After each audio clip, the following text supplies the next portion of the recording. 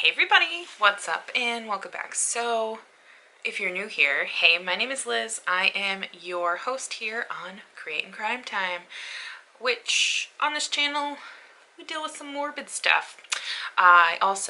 So what I do is I talk about a true crime story, and in most videos I am creating a work of art at the same time. So if you are interested, I highly suggest you hit the like button or subscribe, turn your notification bell on to all.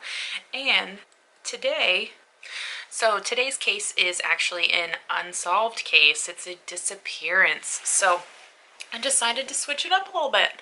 I have done a few unsolved cases, but what I wanted to do today is I wanted to include a disappearance. So if you are new, we are within our 25 days of true crime. So what I decided to do for the month of December is, instead of doing like a Vlogmas thing, we're doing true crime 25 days. So the 1st of December up until the 25th.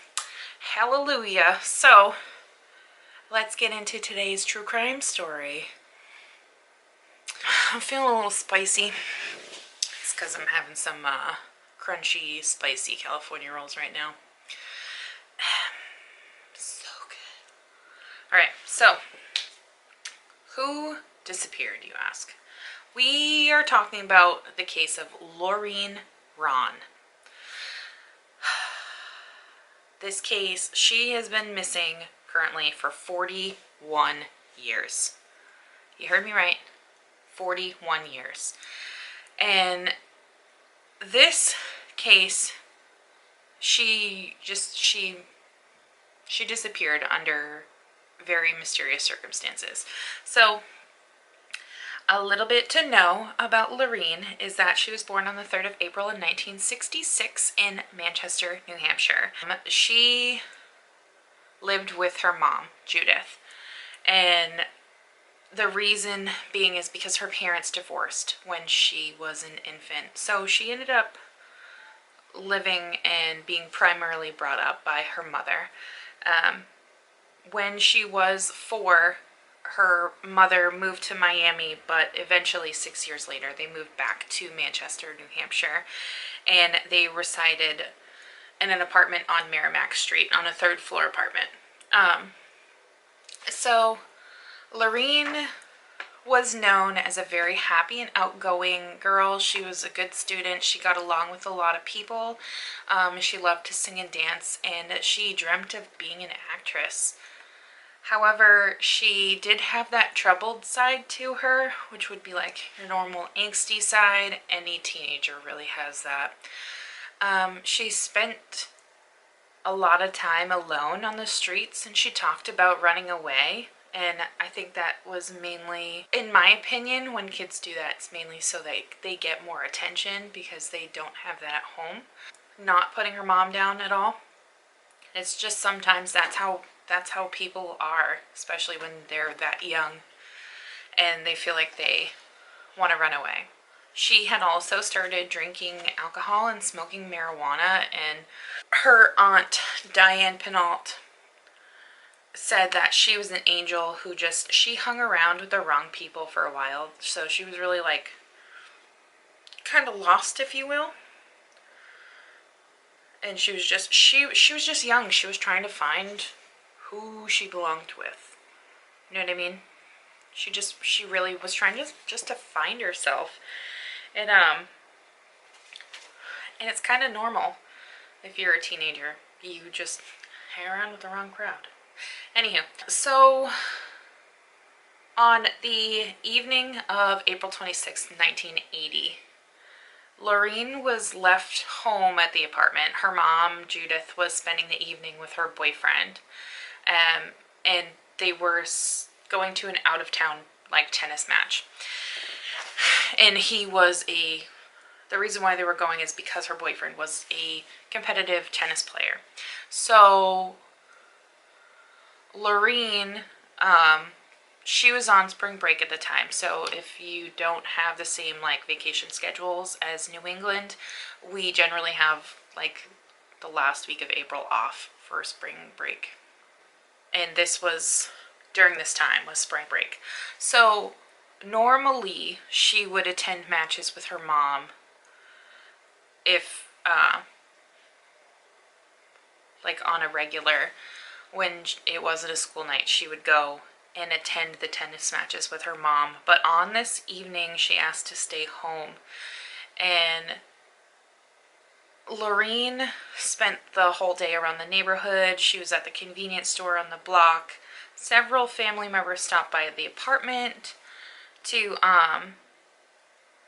just to check on her, and in the evening she invited one male friend and one female friend over. So her friends later would say that they had seen her restocking the wine cooler, like the wine coolers in the convenience store that day, and this was possibly so that she could have alcohol in exchange. So instead of being paid, just give me alcohol instead. Now around 12:30 a.m. on April 27th, Laureen was sitting with her male friend in the living room, and that's when they heard voices in the apartment, like in the hallways of the apartment building.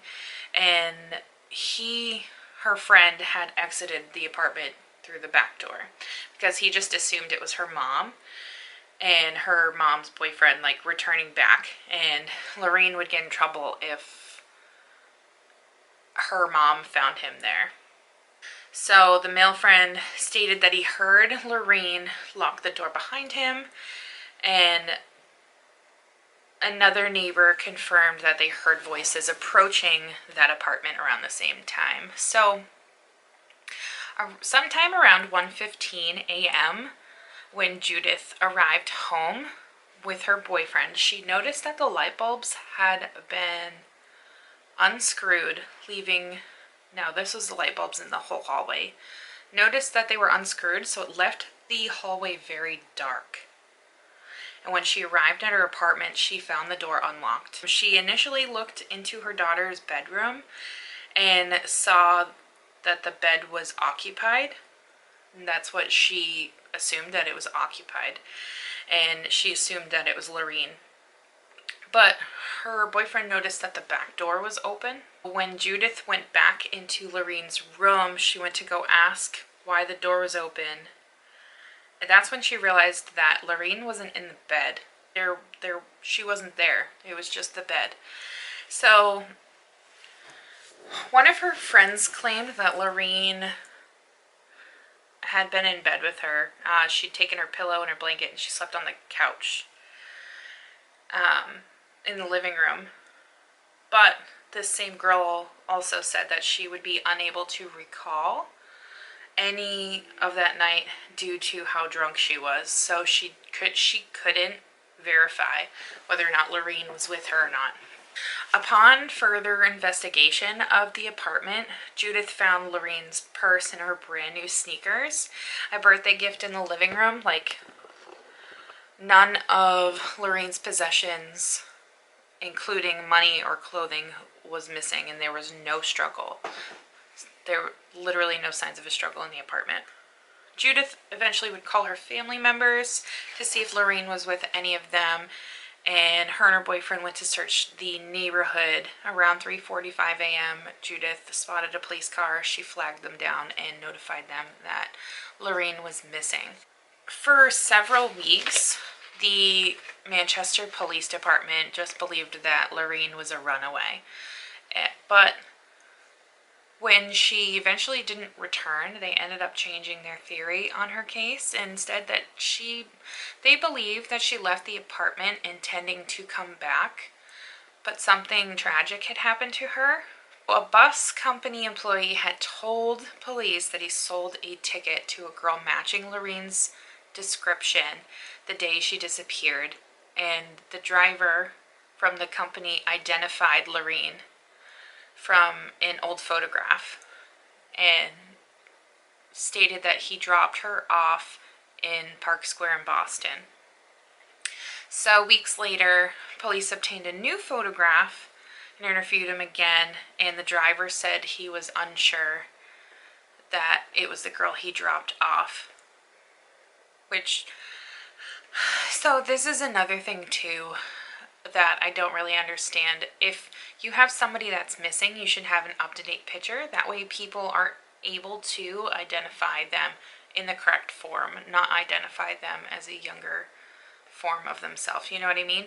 It's easier for people to see them at face value. So like if you see me on the streets, you'll be able to like pinpoint who I am. And be like, oh hey, that's Liz. I know her because I've seen her face, or I know her because it's a recent picture of her. You're not going to know me by a picture of me when I'm 4. Like, you can't... Our brain has a hard time retelling things as things happen. That's why people's stories change. That's why people, like, have a hard time retelling things, because sometimes their brain will block out a lot of the things that happened, and you can't verbally explain it. It's very, like...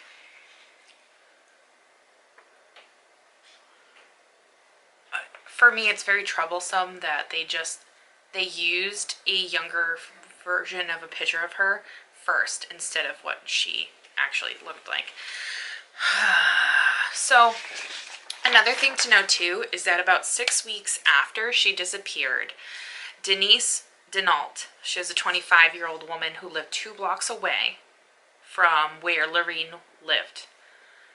She went missing from a bar in Manchester, and decades later, they determined that she was a victim of Terry Rasmussen. Now, if you don't pay attention to the news, then you won't know who he is. So his name is Terry Peter Rasmussen, or he went by the name Bob Evans. He is related to the Bearbrook State Park drums, like the bodies in the drums. He's related to that case, because they believe that he's the one that killed all 4 of them. And Denise Denault is believed to be another person that is related to, or like that Terry Rasmussen has a part of her disappearance.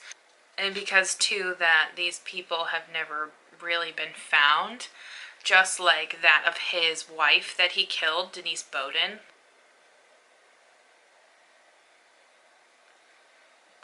So they feel like he is a strong suspect in these cases, or a potential suspect in these cases. I for sure believe he's involved in Laureen's disappearance, because he was just one messed up individual. But further,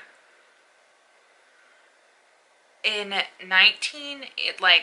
October 1st of 1980, Judith she was looking at her bill, and she noticed that she was charged for 3 different phone calls that were placed in California. She didn't have any relatives or friends out there, and she had no ties to that area where the phone calls were being made. 2 were from a motel in Santa Monica, and another one was from a motel in Santa Ana. And that one was made to 18 sexual assistance hotline. So detectives were quick to talk to the actual physician who maintained that hotline, and he initially denied having like anything to do with that phone call. But 5 years later, in 1985, Carol Jensen, who was investigating, she was an investigator for an organization called Wings for Children. She called that same physician, and he had changed his story. He claimed that there was numerous young women and runaways occasionally visiting his wife at their home, and that one of them may have been Laureen. He also stated that Annie Sprinkle, a sex educator and former pornographic actress who allegedly knew his wife, may have information regarding Laureen and her disappearance and that of the other girls, the other runaways. However, when both investigators, the one for Wings for Children and the investigators here in New Hampshire, and that of the National Center of Missing and Exploited Children, they were unable to find any evidence that linked Sprinkle to Laureen's disappearance. There was no link whatsoever, nothing that tied them together. Furthermore, throughout 1981, Judith claimed to receive numerous, very strange phone calls from an unknown individual, and she would receive them at approximately 3:45 in the morning. And during these calls, nobody spoke. It was eerily quiet on the receiver, like there was no noise. And the phone calls continued for several years, but eventually she changed her phone number due to the phone calls. And what's odd to know about these phone calls is that they increased so much during like the Christmas holiday. So I don't know. When I first was really reading into this case, I thought that it was Laureen trying to call her mom to like signal her. So what if she's unable to speak because she's bound? I mean, she would be able to like make noise, but still, what if she can't speak? The only thing she was able to do was make a phone call. So Laureen's Aunt Janet also reported that there was a young girl that called their home phone asking to speak to her son, Michael. And whenever Michael picked up the phone was silent.